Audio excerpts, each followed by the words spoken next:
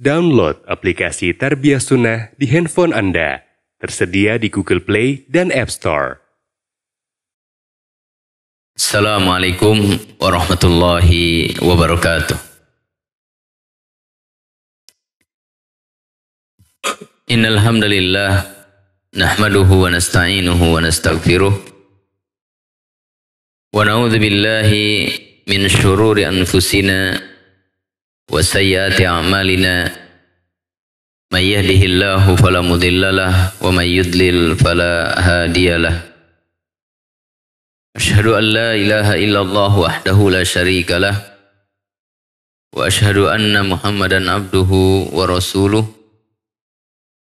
Allahumma salli ala Muhammad wa ala ali Muhammad kama sallaita ala Ibrahim wa ala ali Ibrahim innaka Hamidum Majid. Wa barik ala Muhammad wa ala ali Muhammad kama barakta ala Ibrahim wa ali Ibrahim innaka Hamidum Majid. Ya ayyuhalladzina amanu taqullaha wa qulu qawlan sadida yuslih lakum a'malakum wa yaghfir lakum dhunubakum wa may yuti'illaha wa rasulahu faqad faza fawzan 'azima. Amma ba'd, fa inna asdaqal hadithi kitabullah wa khairal hadi hadi Muhammadin sallallahu alaihi wasallam wa syarrul umuri muhdatsatuha fa inna kulla muhdatsatin bid'ah wa kulla bid'atin dhalalah wa kulla dhalalatin finnar. Jamaah sekalian rahimani wa rahimakumullah, alhamdulillah di pagi hari Ahad ini kita bisa bertemu kembali di majelis ilmu, dan insyaallah pada pagi hari Ahad ini kita akan melanjutkan kajian kitab Kashfus Syubuhat yang disusun oleh Asy-Syaikh Muhammad bin Abdul Wahhab At-Tamimi rahimahullah. Dan sekarang kita masuk kepada syubhat yang ke-9.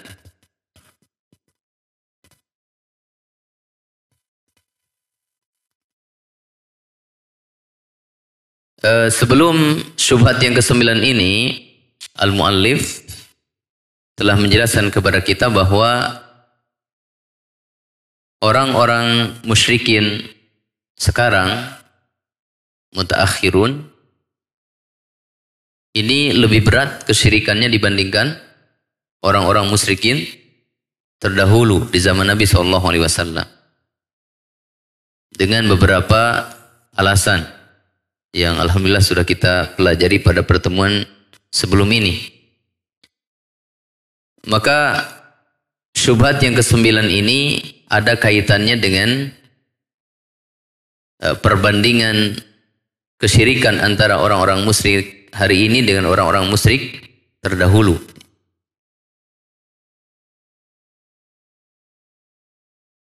Berkata al-muallif rahimahullahu ta'ala, Bismillah, idza tahaqqaqta, apabila kamu telah mengetahui annal ladzina qatalahum Rasulullah sallallahu alaihi wasallam, bahwa orang-orang musyrikin terdahulu yang diperangi oleh Rasulullah sallallahu alaihi wasallam ukulan, lebih sehat akalnya, wa akhaffu syirkan, dan lebih ringan kesyirikannya, min haula'i, daripada orang-orang musyrikin hari ini. Fa'lam, maka ketahuilah, anna lihaula'i, bahwa mereka, yaitu orang-orang musyrikin hari ini, memiliki syubhatan, sebuah syubhat, yuridunaha ala ma dzakarna, yang mereka datangkan untuk membantah apa yang telah kita sebutkan. Yang telah disebutkan itu adalah bahwa orang-orang musyrikin hari ini lebih berat kesyirikannya dibandingkan dengan kesyirikan orang-orang terdahulu. Maka mereka kemudian memberikan jawaban untuk membantah pernyataan ini. Dan itu berupa syubhat. Wahiyya min a'dhami syubahihim. Dan subhat mereka ini, yang akan disebutkan ini, adalah subhat mereka yang paling besar. Fa'asqi sam'aka. Maka dengarkanlah li jawabiha untuk bantahannya. Nah, apa subhat ini? Jadi subhat ini adalah subhat untuk membantah bahwa orang-orang hari ini lebih berat kesyirikannya dibandingkan dengan orang-orang terdahulu. Wahia, subhatnya itu adalah annahum yaqulun, bahwa mereka mengatakan innal ladzina nazala fihimul qur'anu, sesungguhnya orang-orang yang telah turun Al-Qur'an tentang mereka, itu orang-orang musyrikin terdahulu, semacam Abu Jahal, Abu Lahab, dan seterusnya. La yashhaduna alla ilaha illallah. Mereka tidak bersyahadat la ilaha illallah. Wa yukadzibuna ar-rasula, dan mereka mendustakan Rasul sallallahu alaihi wasallam. Wa yunkiruna al-ba'tsa, dan mereka mengingkari adanya kebangkitan hari akhir. Wa yukadzibuna al-Qur'ana, dan mereka mendustakan Al-Qur'an. Wa yaj'alunahu sihran, dan mereka menganggap Al-Qur'an itu sihir. Nah, ini tentang orang-orang musyrikin terdahulu. Mereka tidak masuk Islam, mereka tidak bersyahadat, mereka melawan Rasul, mengingkari adanya hari akhir, mendustakan Al-Quran, menganggap Al-Quran sebagai sihir atau cerita orang tua, dongeng, dan seterusnya. Lalu bagaimana dengan orang-orang musyrikin hari ini? Maka mereka mengatakan, wa nahnu, sedangkan kita, nashhadu an la ilaha illallah wa anna Muhammadar Rasulullah. Kita bersyahadat la ilaha illallah Muhammadur Rasulullah.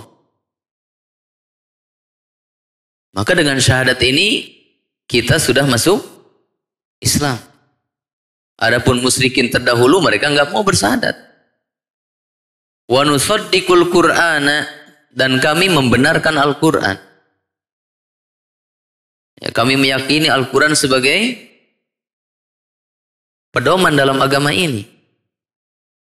Wa nu'minu bil ba'tsi, kami juga beriman adanya kebangkitan negeri akhirat.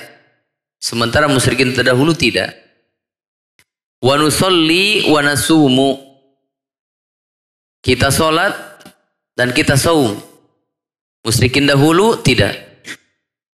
Fa kaifa taj'alunana mithla ulaika, maka bagaimana kalian, yaitu kepada kita ini, menjadikan kami seperti mereka?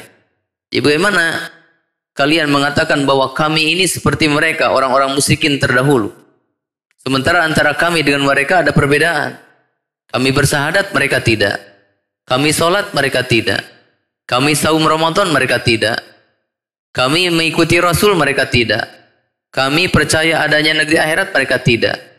Lalu bagaimana dikatakan kami seperti mereka, bahkan kami kesyirikannya lebih berat daripada mereka? Ini subhat mereka. Subhat yang dijadikan sebagai bantahan untuk pernyataan yang telah disampaikan sebelum ini. Maka perhatikanlah kepada jawaban yang disampaikan oleh Syekh di sini. Yang kalau disimpulkan di sini, Syekh Shalih Fauzan dalam sarahnya menyimpulkan ada 7 bantahan ya, terhadap syubhat yang ke-9 ini.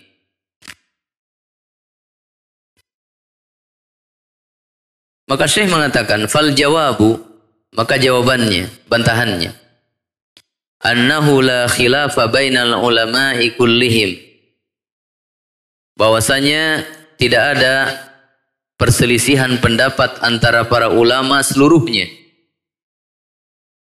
Annar rajula, bahwa seseorang idza saddaqa Rasulullah sallallahu alaihi wasallam, apabila dia membenarkan Rasulullah sallallahu alaihi wasallam fi syai'in, dalam suatu urusan, suatu perkara, wa kadzdzabahu fi syai'in, tapi dia mendustakan Rasul sallallahu alaihi wasallam dalam perkara yang lain, annahu kafirun lam yadkhul fil islami, bahwa dia itu kafir, belum masuk ke dalam Islam.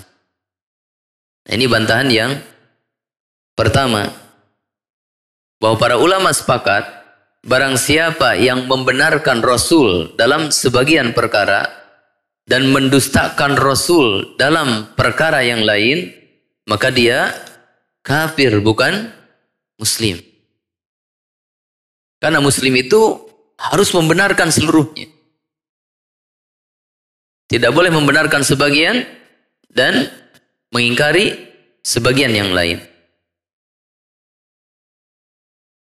Sebagai contoh, ya, beliau kemudian menyampaikan contoh. Wa kadzalika, dan demikian juga, idza amana bi ba'dil Qur'ani, apabila dia beriman kepada sebagian ayat Al-Qur'an. Wajahada ba'dahu, dan dia mengingkari sebagian ayat yang lain. Kaman aqarra bit tauhidi, seperti orang yang menetapkan tauhid, dia beriman kepada tauhid.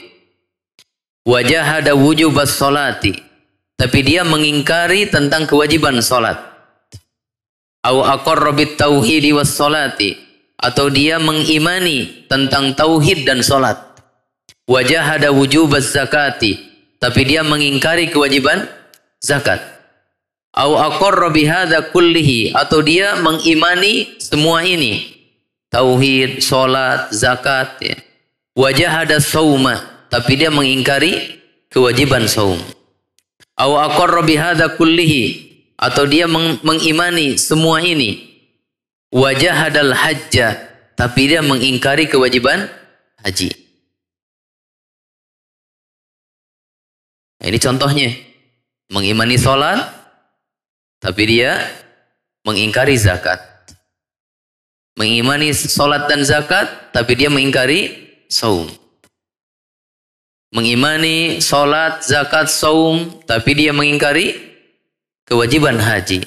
Maka semua ini adalah batal Islamnya, dia belum Muslim.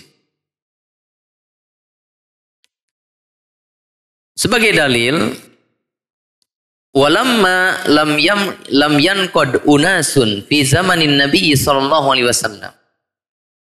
Ketika ada beberapa orang yang tidak menuruti pada zaman Nabi sallallahu alaihi wasallam, dia tidak mentaati, dia tidak mengikuti, tidak menuruti lil haji, untuk kewajiban haji. Anzalallahu fi haqqihim, maka Allah Ta'ala menurunkan ayat tentang mereka. Itu surat Ali Imran ayat 97, walillahi 'alan nasi hijjul baiti man istata'a ilaihi sabila wa man kafara fa innallaha ghaniyyun 'anil 'alamin. Dan kewajiban atas manusia kepada Allah ibadah haji ke Baitullah. Barang siapa, yaitu bagi orang yang mampu menempuh jalan ke sana. Dan barang siapa yang mengingkari kewajiban haji, maka sungguhnya Allah Ta'ala tidak membutuhkan kepada makhluk-makhluknya. Berkata Ibnu Abbas radhiyallahu anhuma, man kafara man jahada wujubal haji faqad kafara. Ayat ini menjelaskan bahwa barang siapa yang mengingkari kewajiban haji, walaupun dia sholat, saum, zakat, maka dia kafir. Ya. Rasulullah SAW mengatakan bahwa Allah Subhanahu wa Ta'ala telah menurunkan kewajiban haji. Lalu sebagian orang mengatakan kami muslim. Tapi kami tidak memandang haji wajib atas kami. Maka turunlah ayat ini. Bahwa orang-orang yang mengatakan ini adalah kafir.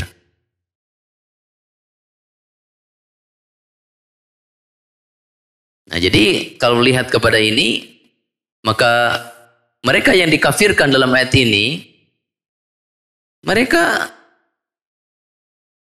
mengimani kewajiban sholat.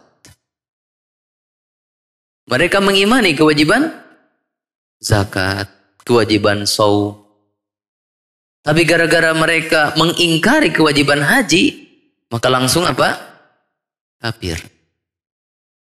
Artinya walaupun sudah bersyahadat, sudah sholat, sudah zakat, sudah shaum, ini bukan berarti dia tidak akan kafir. Bukan berarti dia akan selamat dari kekufuran dan kesyirikan. Apabila dalam urusan lain, dia mengingkari. Kemudian, ini masih dalam bacaan pertama ya. Waman aqarra bihadza kullihi, dan barang siapa yang mengimani semua ini, yaitu rukun Islam yang 5. Wajahadal ba'sa, tapi dia mengingkari adanya kebangkitan, yaitu hari akhir.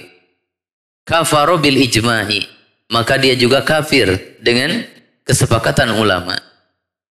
Wahalla damuhu wa maluhu, dan halal darahnya, itu halal untuk dihukum mati. Wa maluhu, dan halal hartanya, diambil sebagai rampasan perang. Qala ta'ala, kama qala ta'ala, sebagaimana Allah Ta'ala telah berfirman dalam surat An-Nisa ayat 150 dan 151.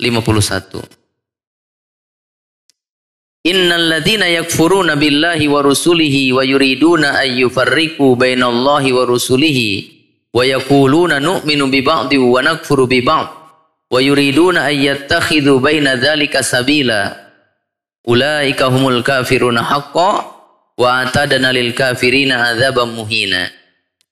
Sesungguhnya orang-orang yang kufur kepada Allah dan Rasul-Rasulnya, dan mereka berkehendak untuk membeda-bedakan antara keimanan kepada Allah dan keimanan kepada Rasul-Rasulnya. Dan mereka mengatakan kami beriman kepada sebagian Rasul dan kami kufur kepada sebagian Rasul yang lain. Dan mereka berkehendak untuk menjadikan jalan tengah dalam urusan itu. Maka mereka adalah orang kafir yang sesungguhnya. Dan kami telah menyediakan bagi orang-orang kafir adab yang sangat menghinakan. Ya, disebutkan dalam tafsir Ibnu Katsir bahwa ayat ini turun ya, menjelaskan tentang orang-orang yang beriman kepada sebagian nabi dan kufur terhadap nabi yang lain. Orang-orang Yahudi mereka mengimani seluruh nabi dan rasul kecuali Nabi Isa dan Nabi Muhammad SAW. Maka dengan sebab itu mereka adalah al-kafiruna haqqo, orang kafir yang sesungguhnya. Orang-orang Nasrani mereka mengimani seluruh nabi dan rasul, termasuk Nabi Musa, mereka imani. Kecuali satu saja. Mereka mengingkari Nabi Muhammad SAW.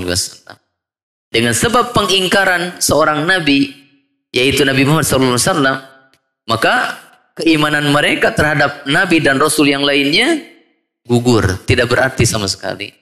Maka orang-orang Nasrani pun, walaupun mereka cuma satu nabi yang mereka ingkari, yaitu Nabi Muhammad SAW, maka mereka juga al-kafiruna haqqo, orang kafir yang sesungguhnya. Maka ayat ini menjelaskan bahwa orang-orang kafir seperti Yahudi dan Nasrani, mereka bukan sama sekali tidak ada yang mereka imani dari Islam ini. Ada yang mereka imani. Mereka beriman kepada Allah, mereka beriman kepada negeri akhirat, mereka beriman kepada para nabi dan rasul. Tapi gara-gara mereka mengingkari sebagian nabi, terutama Nabi Muhammad SAW, maka mereka menjadi kafir.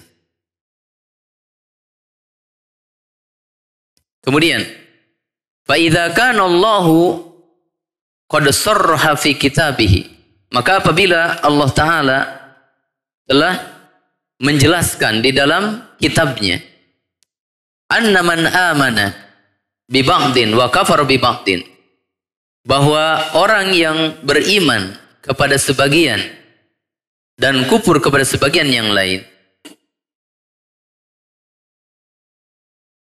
beriman kepada sebagian kewajiban dan kufur terhadap kewajiban yang lain, beriman kepada sebagian rasul dan kufur terhadap rasul yang lain, fahuwal kafiru haqqa, maka dia adalah orang yang kafir sesungguhnya.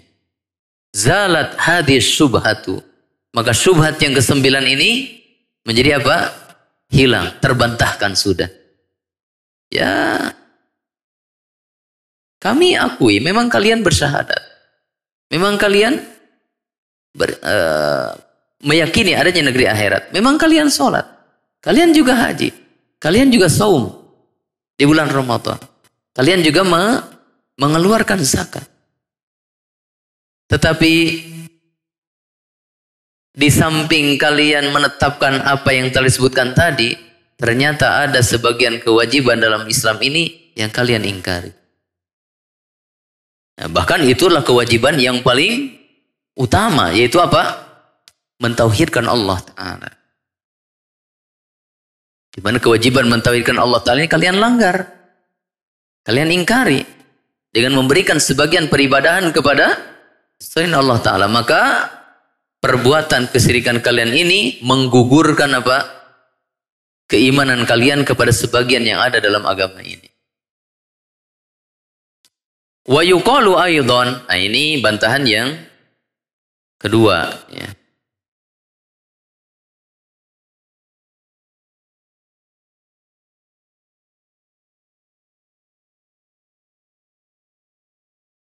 Idza kunta tukirru, apabila kamu menetapkan, maksudnya mengimani, anna man saddaqar rasula fi kulli syai'in, bahwa orang yang membenarkan Rasul dalam seluruh urusan, dalam seluruh perkara, wajahada wujubas sholati, dan dia mengingkari kewajiban salat, annahu kafirun halalud dami wal mali, bahwa dia menjadi kafir, halal darahnya, halal hartanya, bil ijma'i, dengan kesepakatan para ulama.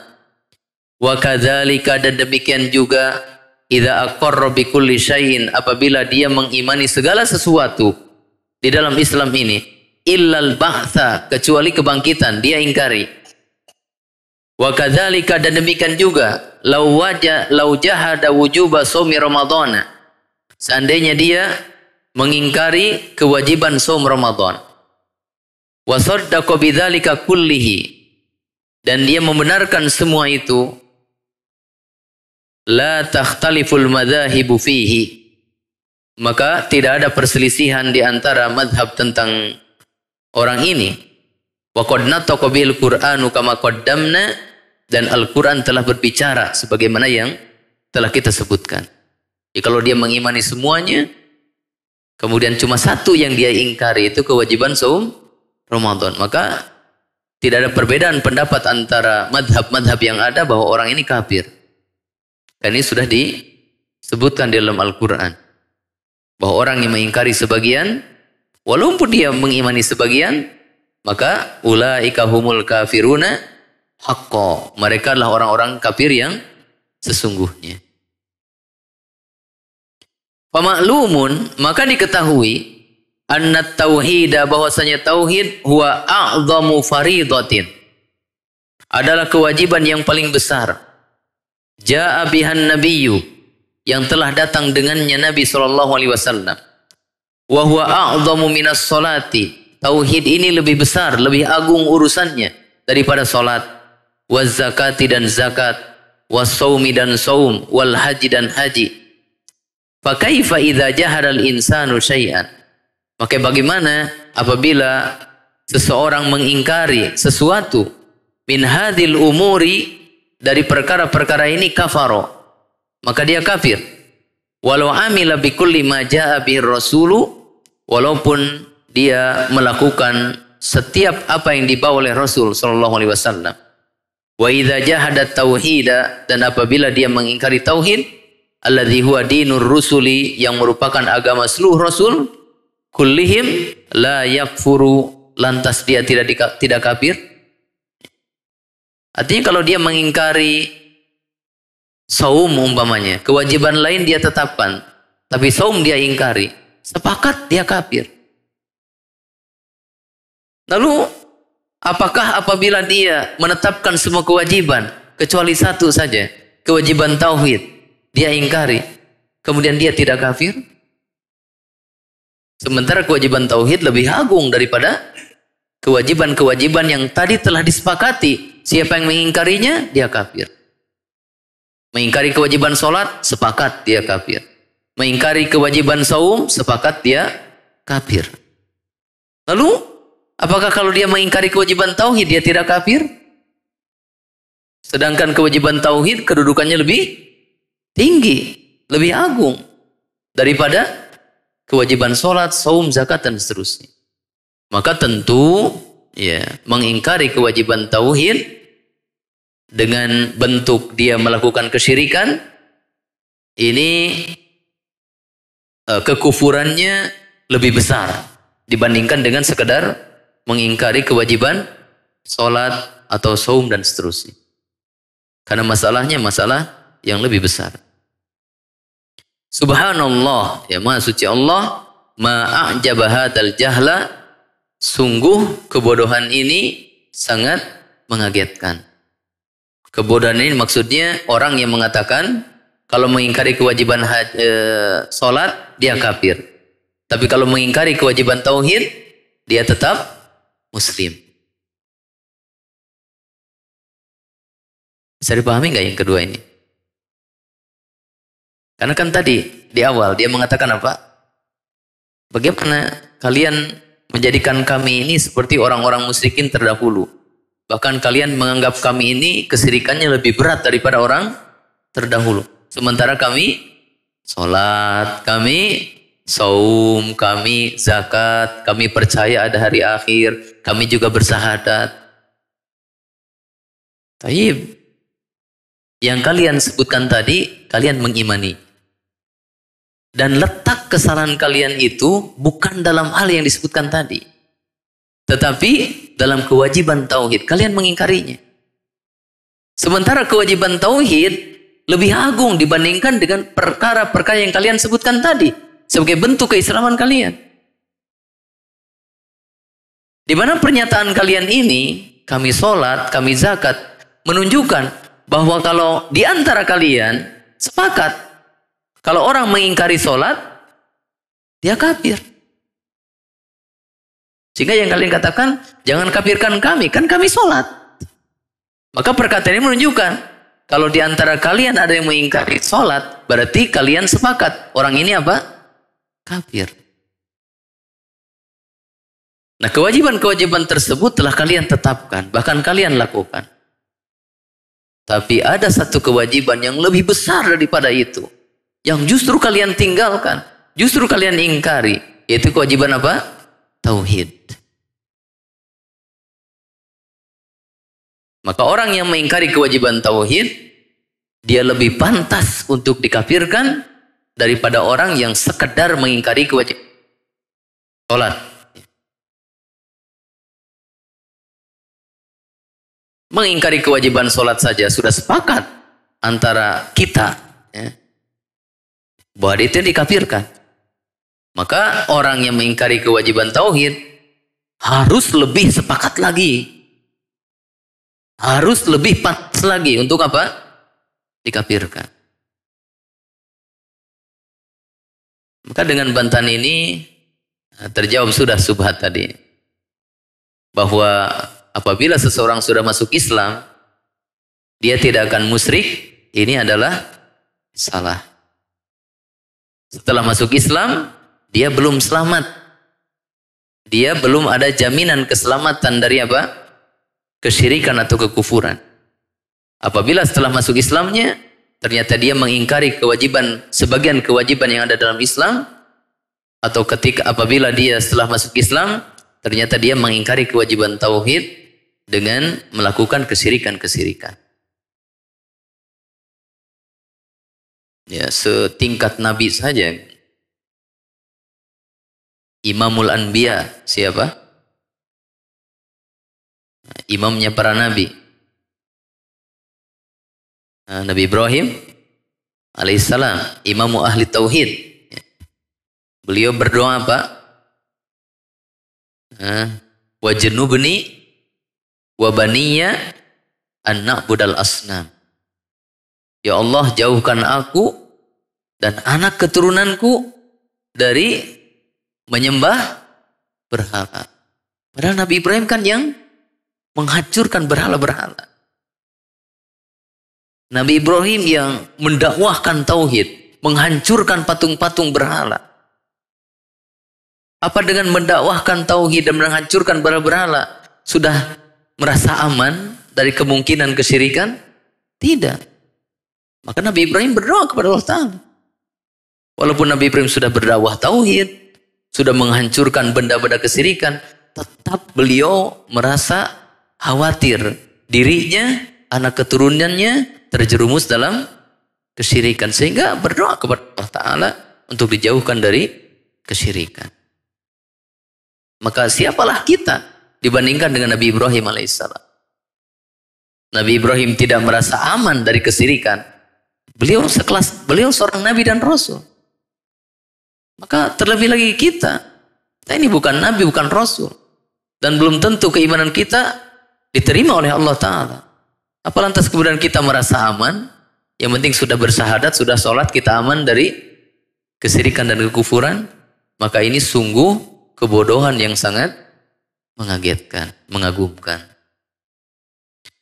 Kemudian bantahan yang berikutnya.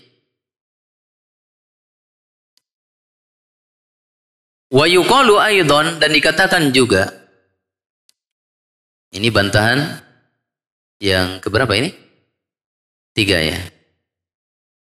Haula'i ashabu Rasulillah sallallahu alaihi wasallam. Para sahabat Rasulullah sallallahu alaihi wasallam qatalu Bani Hanifata, telah memerangi Bani Hanifah. Siapa Bani Hanifah? Bani Hanifah ini adalah para pengikut Musailamah Al-Kadzab. Mereka yang mengatakan bahwa Musailamah adalah Nabi setelah Nabi Muhammad SAW. Maka diperangilah oleh para sahabat. Itu di zaman siapa itu? Abu Bakar radhiyallahu anhu. Nah, bagaimana keadaan Banu Hanifah ini? Wa qad aslamu ma'an Nabi sallallahu alaihi wasallam. Mereka telah masuk Islam bersama Nabi sallallahu alaihi wasallam. Ketika Nabi masih hidup, mereka masuk Islam dan menjadi pembela Islam ini di zaman Nabi sallallahu alaihi wasallam. Ikut berperang bersama Nabi sallallahu alaihi wasallam dan seterusnya. Wahum yashhaduna alla ilaha illallah. Mereka bersyahadat la ilaha illallah. Wa anna Muhammadar Rasulullah. Mereka juga bersyahadat bahwa Muhammad adalah Rasulullah. Wa yu'adzinun. Mereka juga mengumandangkan adzan. Wa yusallun. Dan mereka juga sholat. Sama kan? Dengan pemilik syubhat ini. Kami sudah bersyahadat. Kami sudah sholat. Nah, Bani Hanifah juga begitu. Tapi kemudian mereka diperangi oleh siapa? Oleh para sahabat atas perintah Abu Bakar As-Siddiq radhiyallahu anhu. Dengan sebab apa? Mereka mengatakan bahwa Musailamah adalah nabi setelah Nabi Muhammad sallallahu alaihi wasallam. Fa in qala, apabila pemilik syubhat ini mengatakan, innahum yaquluna inna Musailamata nabiyyun. Ya pantas saja Banu Hanifah dikafirkan dan diperangi oleh para sahabat karena mereka mengatakan Musailamah adalah seorang nabi. Ini bantahan mereka ini kepada kita. Ya pantaslah para sahabat memerangi dan mengkafirkan Banu Hanifah karena mereka mengatakan Musailamah adalah seorang nabi. Sementara Al-Quran mengatakan apa? Wa khatamun nabiyyin. Muhammad itu adalah penutup para nabi. Dan Nabi mengatakan, la nabiyya ba'di. Tidak ada lagi nabi setelah aku. Maka pantas mereka dikafirkan. Karena mereka mengingkari ayat ini. Bahwa Muhammad adalah penutup para nabi. Karena mereka mengingkari hadis Nabi. Bahwa tidak ada nabi setelah Muhammad. Ini bantahan mereka. Maka apa jawaban kita terhadap bantahan mereka ini? Nah, Syekh mengatakan, kulna, maka kita katakan, hadza huwal matlub. Ini yang kita inginkan. Kita memberikan contoh Bani Hanifah supaya kalian mengatakan ini. Supaya kalian mengatakan pantas kalau Bani Hanifah dikafirkan dan diperangi karena mereka mengatakan Musailamah adalah nabi. Nah, ini yang kita tunggu jawaban ini. Kenapa? Karena ini menjadi bukti. Idza kana man rafa rajulan, apabila orang yang mengangkat seseorang ila rutbatin nabi, kepada tingkatan nabi, kafaro, dia menjadi kafir, wa halla maluhu wa damuhu, dan menjadi halal darah dan hartanya sehingga diperangi oleh sahabat. Kemudian harta mereka dijadikan rampasan perang. Walam tanfa'hu syahadatani, dan tidak bermanfaat bagi Bani Hanifah dua syahadat mereka. Walas solat, juga solat mereka tidak bermanfaat. Fakaifa biman rafa syamsan au Yusuf au sahabiyan au nabiyan. Maka bagaimana dengan orang yang mengangkat Syamsan, nama orang di zaman muallif, au Yusuf atau Yusuf, nama orang di zaman muallif, au sahabiyan atau seorang sahabat, au nabiyan atau seorang nabi, ila martabati jabbaris samawati wal ar, kepada tingkatan Tuhan, kepada tingkatan Allah Subhanahu wa taala. Bantahan kalian tadi, pantas saja Banu Hanifah dikafirkan dan diperangi karena mereka telah mengangkat Musailamah sebagai nabi. Sekedar mengangkat seseorang kepada tingkatan nabi kan masih makhluk itu. Betul? Tingkatan nabi masih makhluk. Kalian kafirkan. Lalu bagaimana dengan orang yang mengangkat seseorang pada tingkatan Rob, pada tingkatan Tuhan? Maka orang ini lebih pantas untuk diapa? Dikafirkan.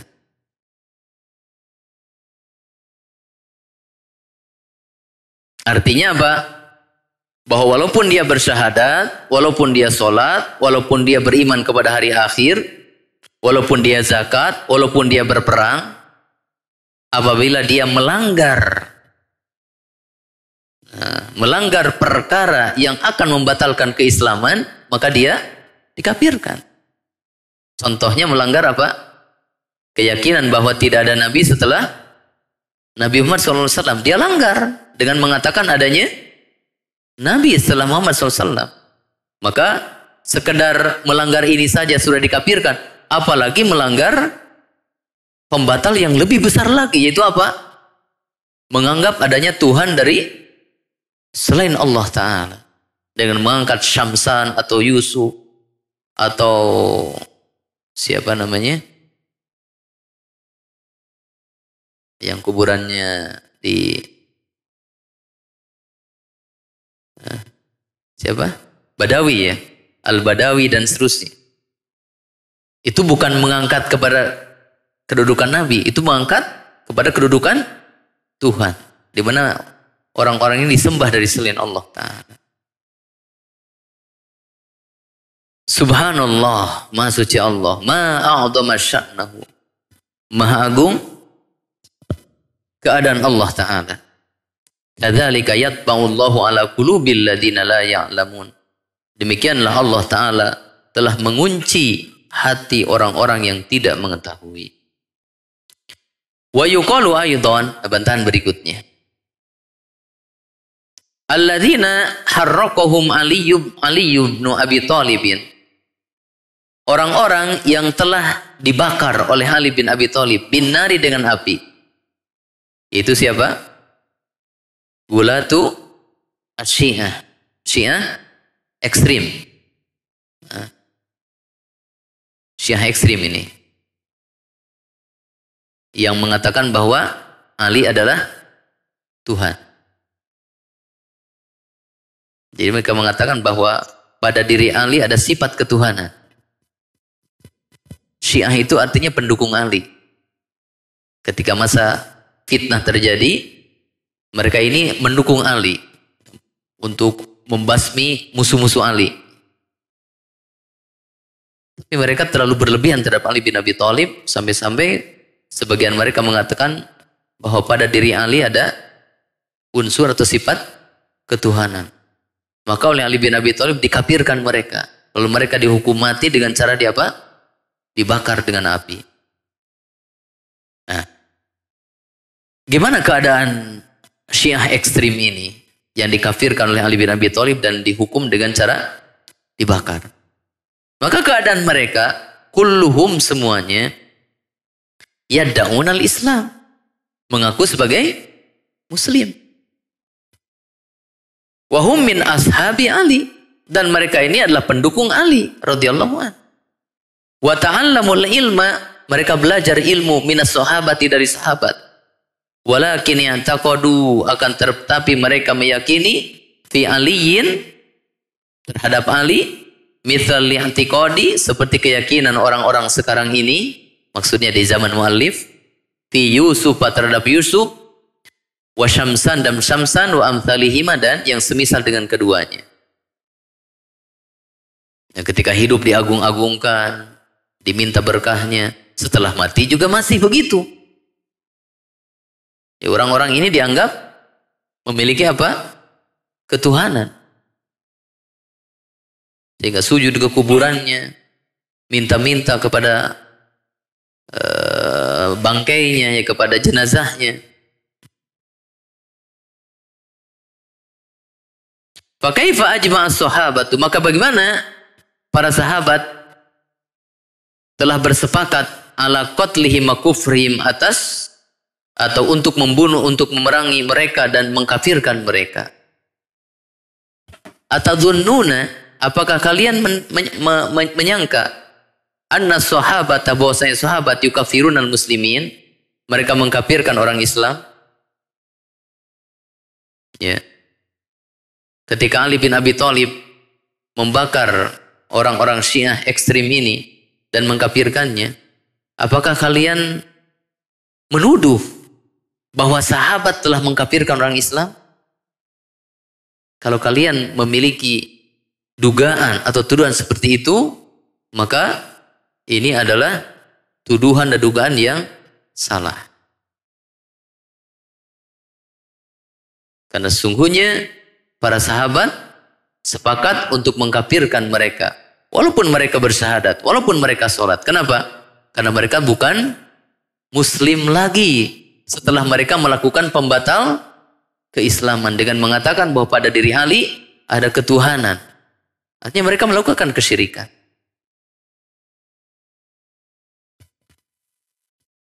Am tadhunnuna, ataukah kalian mengira annal li'tiqada fi tajin, bahwa keyakinan terhadap taj wa amsalih, dan yang semisal dengannya, la yadurru, tidak membahayakan, wal li'tiqada, dan keyakinan fi aliyin, terhadap Ali bin Abi Thalib, yukafir, mengkafirkan. Ataukah kalian memiliki dugaan kalau meyakini bahwa pada diri Ali ada sifat ketuhanan, itu kafir. Tapi kalau meyakini ada sifat ketuhanan pada Syamsan, pada Yusuf, pada Taj, itu tidak mengkafirkan. Apakah seperti itu kalian memandangnya? Ya. Kalau menuhankan Ali, iya kafir. Tapi kalau menuhankan Yusuf, Syamsan, atau Taj, tidak kafir. Maka kalau begitu penilaiannya, ini menunjukkan akalnya sudah tidak lurus. Ini menunjukkan ya, akalnya sudah tidak benar. Kenapa? Karena bagaimana mereka membedakan dua perkara yang sama? Bukankah Ali bin Abi Thalib dengan nama-nama tadi adalah sama-sama manusia, sama-sama makhluk. Sama-sama tidak boleh dituhankan dari selain Allah Ta'ala. Bahkan kalau melihat kepada kedudukan yang menuhankan selain Ali, itu lebih pantas untuk dikafirkan. Kenapa? Karena kedudukan mereka ini di bawah kedudukan siapa? Ali bin Abi Thalib. Ali saja yang kedudukannya tinggi, tidak boleh dipertuhan. Apalagi orang ini yang kedudukannya jauh di bawah Ali bin Abi Thalib radhiyallahu anhu. Kemudian wa yuqalu aidan, dan dikatakan juga, ini bantahan-bantahan yang disebutkan dari yang ketiga tadi. Nah, ini bantahan kilas balik sejarah ya. Karena ini sejarah telah terbukti ini, tidak bisa dipungkiri. Walaupun orang-orang Syiah ini pandai berbohong, ya mereka pandai berbohong kepada orang yang tidak mengerti sejarah. Tapi bagi orang yang sudah mengetahui sejarah, maka kebohongan mereka itu lelucon yang tidak lucu gitu. Apabila mereka memutarbalikan sejarah di hadapan orang-orang yang tahu sejarah. Jadi menampakkan tentang kebodohan dan kesesatan mereka. Wa yuqalu aidan, dan dikatakan juga, ini bantahan berikutnya, Banu Ubaid Al-Qaddah. Bani Ubaid Al-Qaddah. Alladzina malakul Maghriba. Yang telah menguasai daerah Maghrib. Maghrib mana Maghrib? Maroko. Ya. Wa Misra, dan Mesir. Fi zamani Banil Abbas. Dulu pada zaman daulah Bani Abbasiyah. Banu Ubaid Al-Qaddah ini yang kemudian dikenal dengan kelompok Fatimiyun. Yang mendirikan daulah Bani Fatimiyah. Dengan pusatnya di Mesir. Mereka adalah orang-orang Syiah Batiniyah. Dan mereka dikafirkan oleh para ulama. Jadi para ulama pada masa itu sepakat Bani Fatimiyun ini dikafirkan. Orang-orang ini. Ya. Bagaimana keadaan mereka? Kulluhum yashhaduna an la ilaha illallah wa anna Muhammadar Rasulullah. Semuanya bersyahadat la ilaha illallah Muhammadur Rasulullah. Wa yadda'unal Islam, dan semuanya mengaku Muslim. Wa yusallunal Jumu'ata, dan semuanya salat Jumat. Wal jama'ata, dan mereka juga mendirikan salat berjamaah. Falamma azharu mukhalafatas syariah, maka ketika mereka menampakkan penyelisihan terhadap syariat fi asya'a, dalam beberapa perkara, duna ma nahnu fihi, di bawah perkara yang kita ceritakan, ajma'al ulama'u, maka sepakat para ulama ala kufrihim, atas kekufuran mereka, wa qitalihim, dan atas kewajiban memerangi mereka. Wa anna biladahum biladu harbin, dan para ulama menghukumi negara mereka itu adalah negara perang, negara kafir harbi, sehingga mereka diperangi. Wa ghazahumul muslimuna, dan kaum muslimin pada masa itu memerangi mereka, hatta istanqadhu ma bi aidihim min buldanil muslimin. Ya. Sampai akhirnya kaum muslimin berhasil merebut kembali wilayah kekuasaan mereka dan memasukkannya ke dalam wilayah negeri-negeri kaum muslimin setelah berhasil menumpas kelompok Bani Fatimiyah. Dikatakan Bani Fatimiyah atau Fatimiyun ya karena mereka mengklaim, mengaku mereka itu keturunan dari Fatimah bin Muhammad sallallahu alaihi wasallam. Padahal itu adalah kedustaan. Ya, Syekh Shalih Fauzan mengatakan sesungguhnya mereka adalah orang-orang Yahudi yang kemudian apa? Ya, pura-pura masuk Islam dan mengaku sebagai keturunan Fatimah bintu Muhammad sallallahu alaihi wasallam. Tapi yang zahir dari mereka, ya mereka bersyahadat, mereka sholat berjamaah, mereka mengaku beragama Islam. Tapi kemudian mereka ya menyelisihi beberapa perkara dalam syariat ini. Di antaranya apa? Mereka melarang adanya pelaksanaan haji kemana? Ke Baitullah. Pada masa Bani Fatimiyah ini mengalami masa kekosongan ibadah haji. Ketika mereka menguasai itu. Dan mereka mencuri apa? Hajar Aswad. Jadi Hajar Aswad mereka curi. Nah, baru setelah mereka ditumpas, maka kembali ibadah haji bisa dilaksanakan dan Hajar Aswad kembali diletakkan di mana? Di Ka'bah. Dan mereka membunuh kaum muslimin yang tidak masuk golongan mereka. Maka bantahan ini juga menjelaskan, walaupun sudah bersahadat, walaupun sudah sholat, ketika mereka mengingkari perkara-perkara yang wajib diyakini dalam Islam ini, mereka dikafirkan. Maka demikian juga dengan kalian yang telah mengimani kewajiban-kewajiban dalam Islam, sudah melaksanakan kewajiban-kewajiban dalam Islam, tapi kalian mengingkari kewajiban tauhid. Maka ini juga sama, membatalkan keislaman kalian. Sehingga orang yang telah masuk Islam belum aman, belum selamat dari apa? Kekufuran dan kesyirikan. Ya, apabila apa? Apabila dia tidak memperhatikan tentang pembatal-pembatal keislaman.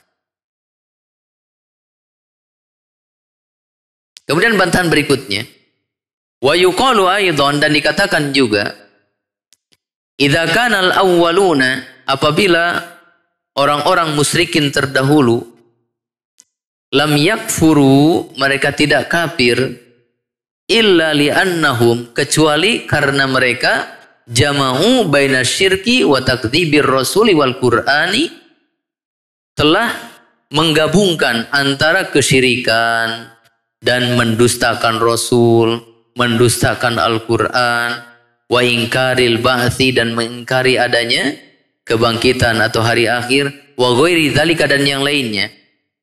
Fama ma'nal bab, maka apa arti bab? Alladzi dzakarahul ulama'u, yang telah disebutkan oleh para ulama, fi kulli madhabin, pada seluruh madhab. Apa bab tersebut dalam fikih ini? Babu hukmil murtad. Bab tentang hukum orang murtad. Jadi apa artinya para ulama membuat bab tentang hukum orang murtad? Kalau seandainya kesyirikan itu hanya ada pada orang kafir tulen. Bahwa orang yang sudah masuk ke dalam Islam, mereka aman dari kekufuran, mereka aman dari kesyirikan. Ya sudah, gak usah dibahas masalah murtad. Karena cerita murtad tidak ada kalau sudah masuk Islam. Kalau mengikuti apa yang kalian katakan. Tapi para ulama membuat bab tentang hukum orang murtad menunjukkan. Kenapa bab murtad dibahas dalam Islam? Ini menunjukkan bahwa ada sebagian orang, walaupun dia sudah masuk Islam, tapi kemudian dia murtad, keluar dari Islam.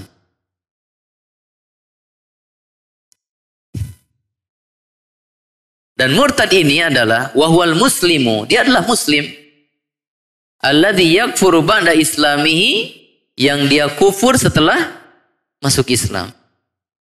Tsumma dzakaru anwa'an katsiratan, kemudian para ulama menyebutkan banyak macam dari kekufuran. Kullu nau'in minha, setiap macam dari perkara-perkara tersebut, yukaffiru, menjadikan seseorang kafir. Wa yuhillu damar rajuli wa malahu, dan menjadikan halalnya darah seseorang dan halalnya harta seseorang. Hatta annahum dzakaru asya yasiratan, sampai para ulama menyebutkan perkara-perkara yang itu kecil, indaman fa'alaha, menurut orang yang melakukannya. Sesungguhnya perkaranya besar, karena dia membatalkan Islam, menjadikan orangnya murtad dari Islam. Tapi bagi para pelakunya dianggap apa? Kecil. Mithlu kalimatin yadhkuruha bilisanin duna qalbihi. Seperti ucapan yang diucapkan oleh lisan tanpa diikuti oleh keyakinan hati. Tapi ternyata itu mengkafirkannya. Au kalimatan yadhkuruha ala wajhil mazhi wal la'ibi. Atau ucapan yang dia sebutkan dalam bentuk bercanda dan bermain-main. Tapi ternyata itu mengkafirkan dia. Jadi perkara-perkara yang menurut mereka kecil. Tapi ternyata oleh para ulama disebutkan. Ini perkara membatalkan Islam. Ini perkara akan menjadikan orang yang sudah masuk Islam kembali menjadi kafir dengan sebab perkara-perkara yang walaupun kalian anggap ini adalah kecil.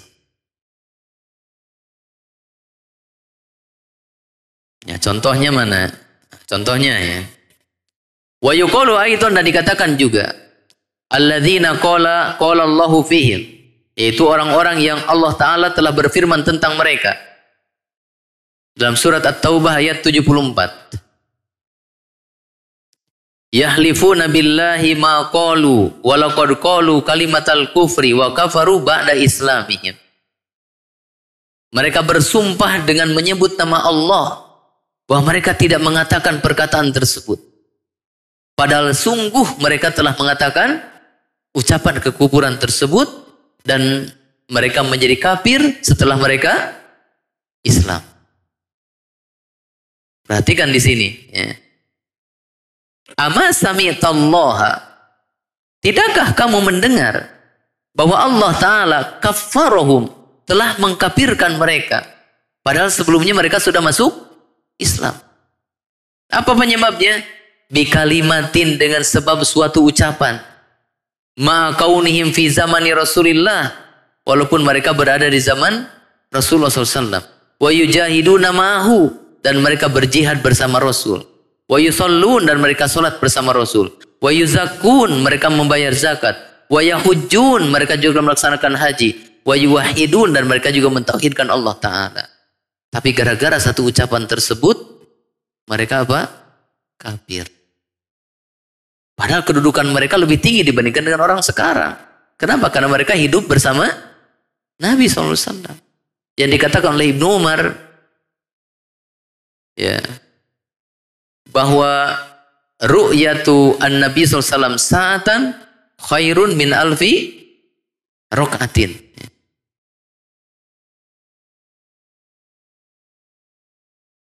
Bertemu dengan Nabi sesaat saja, maka itu lebih utama daripada sholat 1000 rakaat.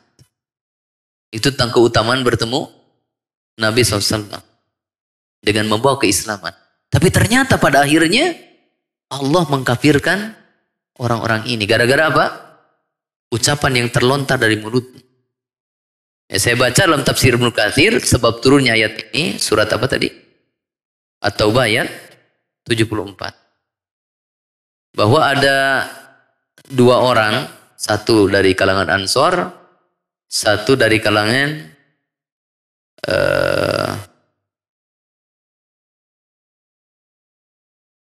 saya lupa satunya lagi.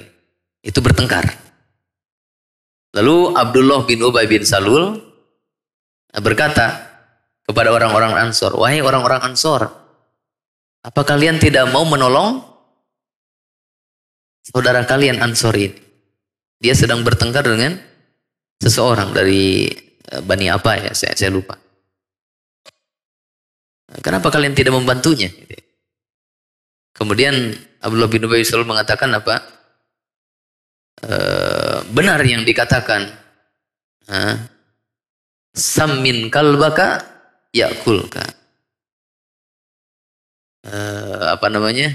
Kasih makan sampai gemuk anjingmu, nanti dia akan memakan kamu.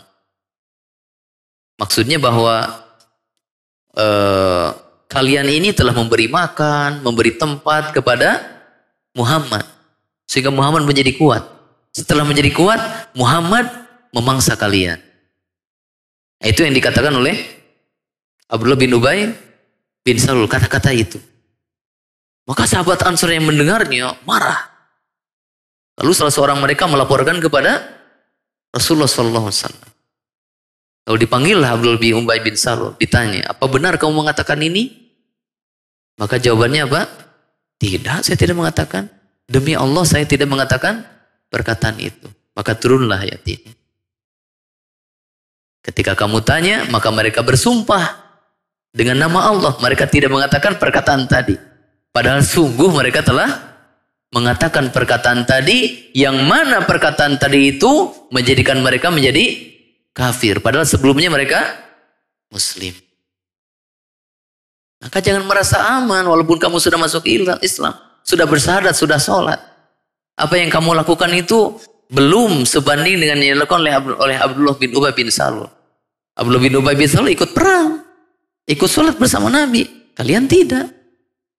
Ternyata pada akhirnya Abdullah bin Ubay bin Salul dikafirkan. Allah langsung yang menjelaskan tentang kekafirannya. Padahal dia sudah bersyahadat, padahal dia sudah sholat. Nah, maka ini apa? Tidak ada jaminan aman dari kesyirikan dan kekufuran walaupun dia sudah masuk Islam. Apabila dia tidak betul-betul melaksanakan keislamannya. Wa kadzalika alladziina qala Allahu fihim. Demikian juga dengan orang-orang yang Allah Ta'ala telah berfirman tentang mereka. Itu dalam surat At-Taubah ayat 65 dan 66. Qul abillahi wa ayatihi wa rasuli kuntum tastahzi'un. La ta'tadiru qad kafartum ba'da imanikum. Katakanlah, apakah kepada Allah dan ayat-ayatnya dan Rasulnya kalian bersenda gurau? Kalian mengolok-olok. La ta'tadiru qad kafartum ba'da imanikum. Tidak usah kalian meminta maaf. Kalian telah kufur setelah kalian beriman. Maka orang-orang ini asalnya beriman. Kemudian mereka dikafirkan oleh Allah Ta'ala langsung. Gara-gara apa? Sendagurau. Gara-gara candaan mereka. Bersendagurau saja bisa mengkafirkan. Kalau itu berupa sendagurau terhadap agama. Apalagi apa? Mengingkari tauhid. Melakukan kesyirikan. Lebih besar lagi urusannya.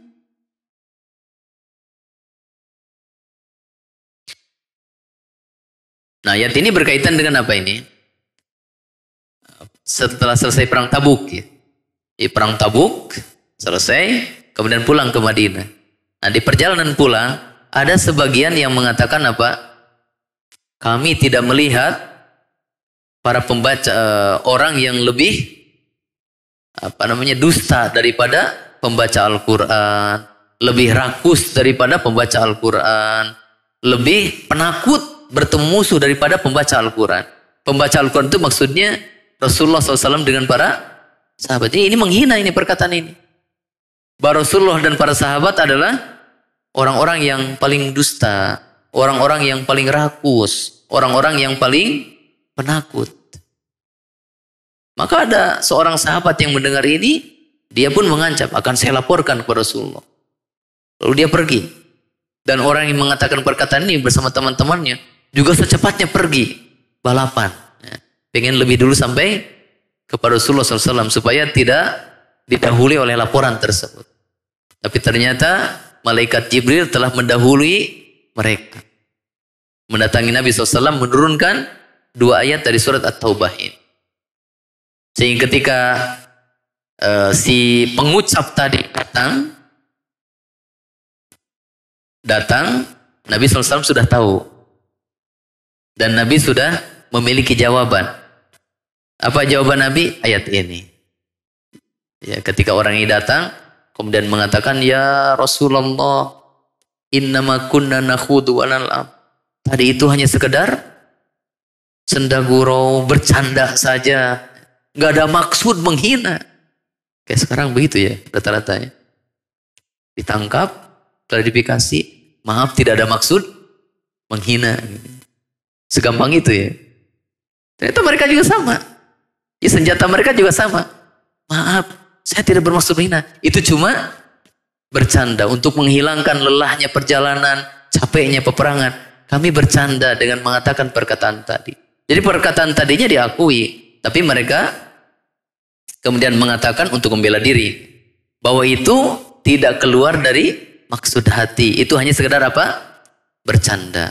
Maka Allah sudah memberikan jawaban kepada Rasulullah SAW bahwa sekedar istihza, bercanda, mengolok-ngolok Walaupun tidak ada maksud dalam hati, tapi kalau mengolok-oloknya kepada Allah, kepada ayat-ayatnya, kepada Rasulullah, maka ini sudah cukup untuk mengkafirkan mereka.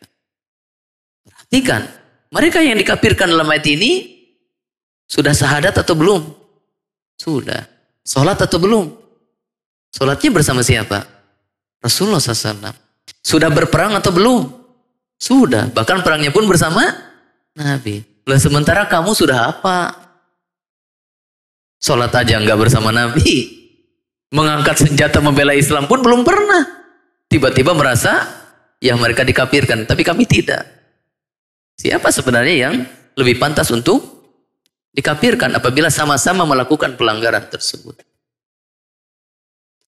Fahaula'il ladzina sarrahallahu fihim, maka mereka yang Allah telah jelaskan tentang mereka dalam ayat tadi, annahum kafaru ba'da imanihim, bahwa mereka telah kufur setelah mereka beriman sebelumnya, wa hum ma'a Rasulillah sallallahu alaihi wasallam fi ghazwati Tabuk. Mereka itu bersama Rasul, berperang bersama Rasul sallallahu alaihi wasallam dalam perang Tabuk. Qalu kalimatan, mereka telah mengatakan suatu perkataan, zakaru annahum qaluha ala wajhil mazhi, yang mana mereka mengatakan bahwa perkataan tersebut hanya sekedar bercanda, tapi ternyata mereka dikafirkan oleh Allah Ta'ala. Fata'ammal hadis syubhata, maka perhatikanlah syubhat ini, wahya qauluhum, yaitu perkataan mereka, tukaffiruna minal muslimina unasan, bahwa kalian, wahai, ya maksudnya kepada Syekh Muhammad bin Abdul Wahab dan para pengikutnya, kalian telah mengkafirkan banyak orang dari kaum muslimin, yashhaduna alla ilaha illallah, yang mana mereka itu sudah bersyahadat la ilaha illallah, wa yusallun, dan mereka sudah sholat, wa yasumun, dan mereka telah saum. Ini subhat yang mereka lemparkan. Tsumma ta'ammal jawabaha, kemudian perhatikanlah jawabannya. Fa innahu min anfa'i ma fi hadhil awraqi, maka jawaban ini atau bantahan ini merupakan perkara yang paling bermanfaat yang ada di dalam kitab ini. Ya kalau kita perhatikan statement-statement seperti ini kan sama ya, muncul sekarang. Ketika kita mengajarkan kesyirikan, mengajarkan pembatal Islam, tiba-tiba mereka mengeluarkan subhat apa? Oh, dasar tukang mengkafirkan orang Islam. Sedikit-sedikit dikafirkan, sedikit-sedikit dimusyrikkan, sehingga timbullah kebencian masyarakat kepada dakwah tauhid ini, karena stigma yang muncul pada mereka apa? Tukang mengkafirkan. Ya. Maka ya, apakah kita tidak mengkafirkan orang yang sudah masuk Islam? Jawabannya, kalau orang tersebut melakukan perkara yang mengkafirkan mereka, ya dikafirkan. Tapi kalau orang tersebut tidak melakukan perkara yang mengkafirkan mereka, maka tidak boleh untuk dikafirkan. Haram untuk dikafirkan. Bahkan mengkafirkannya itu kembali tuduhannya kepada diri kita. Man qala li akhihi ya kafir wa laysa fihi ma yaqulu faqad ba'a bi kufrihi. Atau kama qala Nabi sallallahu alaihi wasallam. Siapa yang mengatakan kepada saudaranya muslim, wahai kafir, itu mengkafirkan seorang muslim. Padahal pada orang yang dikafirkan tersebut tidak ada kekufurannya. Faqad ba'a bi kufrihi. Maka tuduhan kekufurannya telah kembali kepada dirinya sendiri. Maka Ahlussunnah itu orang yang sangat takut untuk mengkafirkan. Karena takut tuduhan kekufurannya balik kepada dirinya sendiri. Tetapi apabila memang itu adalah perkara yang membatalkan keislaman, maka harus dijelaskan kepada umat bahwa itu bisa mengkafirkan seseorang yang sudah masuk ke dalam Islam. Supaya mereka apa? Menjaga keislaman. Dan sangat indah ya pembelajaran ini yang disampaikan oleh Syekh Muhammad bin Abdul Wahab dalam kitab Qawaid Arba, mengumpamakan orang yang sudah masuk Islam, mengucapkan la ilaha illallah, kemudian batal keislamannya dengan sebab kesyirikan. Diumpamakan dengan apa? Orang yang sudah bersuci, kemudian batal wudunya. Atau orang yang sholat, kemudian dia batal wudunya. Apakah orang yang sudah berwudu, maka dia tidak akan batal wudunya? Coba apa jawabannya? Kalau bertanya kepada orang awam saja, kamu sudah wudu? Iya. Kalau sudah wudu gimana? Ya kalau sudah wudu, saya tidak akan batal selamanya. Ada nggak orang yang mengatakan begitu? Kan nggak ada. Sekelas orang awam pun yang sudah belajar tentang pembatal wudu. Karena kalau pembatal wudu kan sudah memasyarakat ya pembelajaran. Ya di SD saya sudah diajarkan pembatal wudu ada 6, disebutan satu persatu. Sehingga anak kecil pun sudah tahu wudu, keluar di tempat wudu kemudian kentut, ya, buang angin. Kamu batal wudunya. Apa kemudian yang buang angin? Saya kan sudah wudu. Kalau sudah wudu tidak akan batal lagi wudunya. Kan nggak begitu. Oh iya ya. Wudu saya batal. Kenapa? Karena saya buang angin atau dia buang air kecil. Lalu dia wudu lagi. Dan demikian juga dengan apa?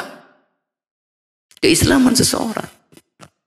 Setelah dia masuk Islam, itu umpamanya dia sudah berwudu suci.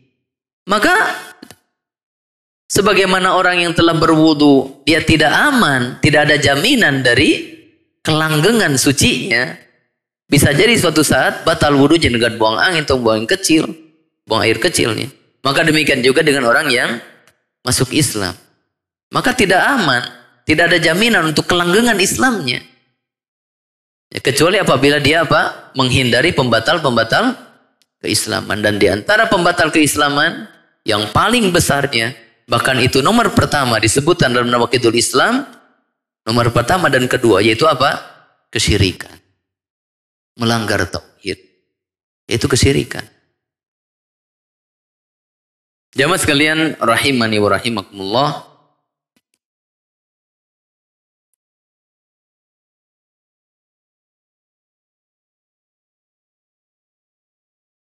Ini subhat yang ke-9 yang saya ringkaskan dalam judul itu subhat berupa apa? Kalau sudah masuk Islam, maka tidak akan musyrik atau tidak akan kafir. Maka ini adalah subhat. Kalau orang kafir tulen, orang musyrik tulen, sudah itu nggak perlu dibicarakan. Sepakat. Dia itu kafir atau muslim. Yang perlu dibicarakan itu adalah bagi orang yang sudah Allah Ta'ala selamatkan dengan memberikan hidayah Islam kepadanya. Bagaimana supaya dia menjaga nikmat Islam ini. Menjaga nikmat Islam ini agar terbawa terus sampai meninggal dan tidak batal dengan sebab melakukan pembatal-pembatal Islam.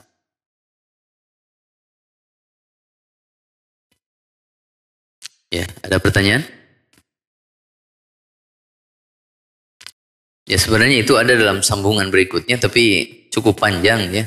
Kalau dibaca mungkin lewat dari jam 11. Ini belum saya baca sampai tuntas. Masih ada ya, bagian yang belum kita baca.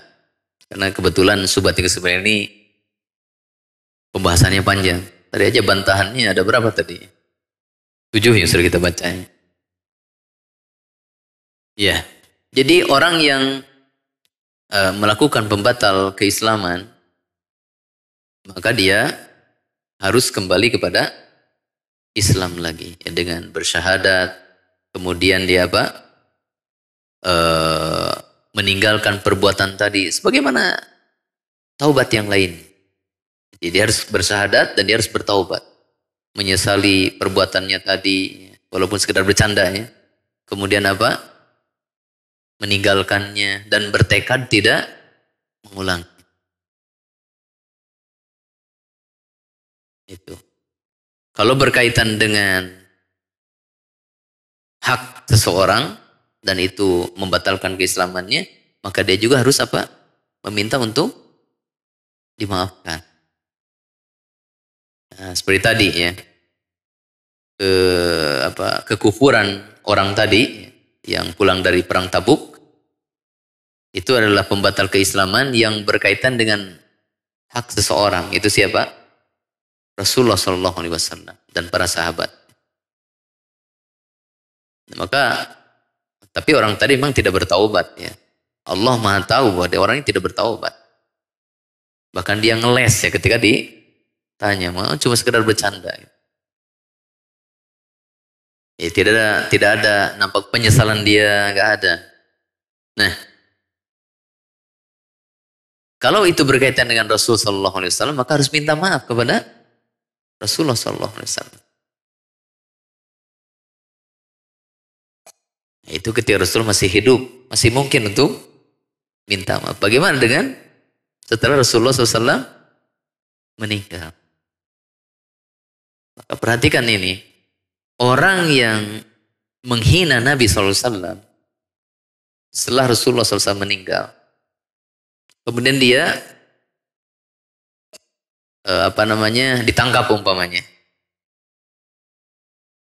maka dia dihadapkan kepada ancaman hukuman mati.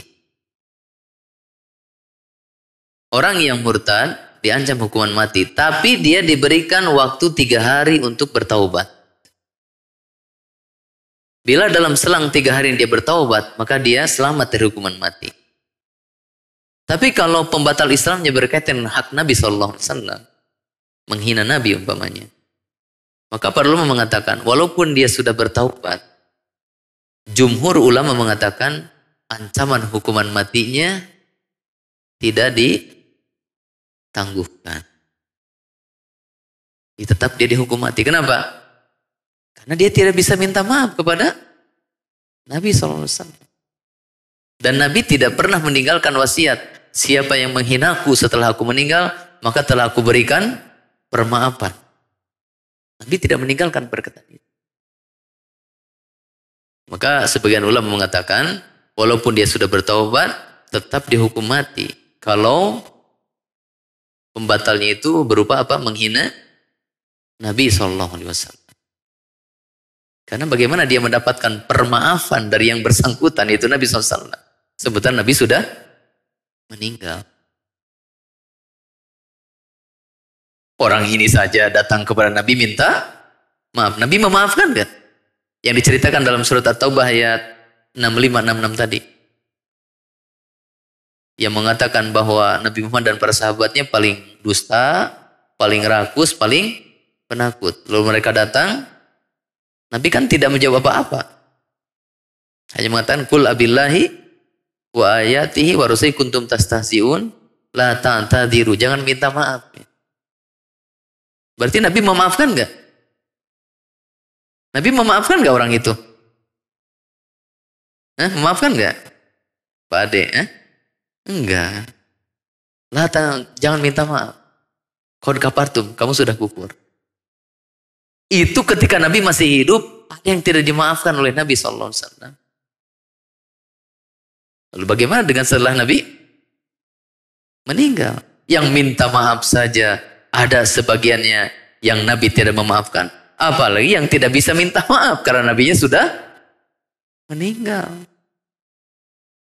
Maka hati-hati, dijaga lisan kita. Ya, sampai sini dulu. Mudah-mudahan bermanfaat. Subhanakallahumma bihamdika asyhadu an la ilaha illa anta astaghfiruka wa atubu ilaik. Wa sallallahu wasallama ala nabiyina Muhammadin wa ala alihi wa ashabihi ajmain. Wa akhir da'wana alhamdulillahirabbil alamin. Assalamualaikum warahmatullahi wabarakatuh.